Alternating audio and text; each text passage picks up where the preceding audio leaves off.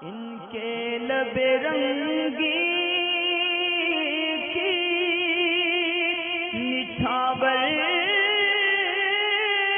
थी कि जिसने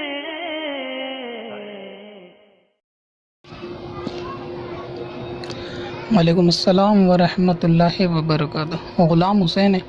वितर के ताल्लुक़ से सवाल है और एक दो सवाल वितर के ताल्लुक़ से और भी हैं। मजमूआ बयान करता हूँ मैं कि इशा में जो वितर हैं उनका हुक्म क्या होता है, यानी पढ़ने के एतबार से सुन्नत है, फ़र्ज़ है, वाजिब है या छोड़ने के एतबार से। इसी तरह ये तीन ही क्यों हैं, इसका मतलब क्या होता है वितर का, तो इन सब के बारे में सवाल है।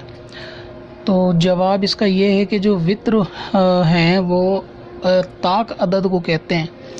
ताक ये लुग़वी माने इसके ताक अदद मतलब जो न्यूमेरिकल्स होते हैं ऑड एवन, जिसको हिंदी में आप सम विषम बोलते हैं ना, उसको कहते हैं। तो इसमें जो ऑड होता है ना, यानी विषम संख्या, उसको कहते हैं। जैसे 1, 3, 5 जिसको ताक नंबर बोलते हैं। तो वितर इसीलिए इसको बोलते हैं कि वितर का मतलब भी ताक होता है, यानी विषम नंबर, सम विषम, यानी जो दो से विभाजित ना किया जा सके। शायद हिंदी में इस तरह इसकी डेफिनेशन होती है। तो इसीलिए इसको जो है ना वितर कहते हैं। और ये शरीयत मुताहरा में इशा की नमाज के फ़र्ज़ के बाद और सुबह सादिक से पहले जो है इसका वक्त है। और इसका हुक्म अहनाफ के वहाँ ये वाजिब है, यानी इसका पढ़ना, और इसका छोड़ना ये नाजायज़ व गुनाह है।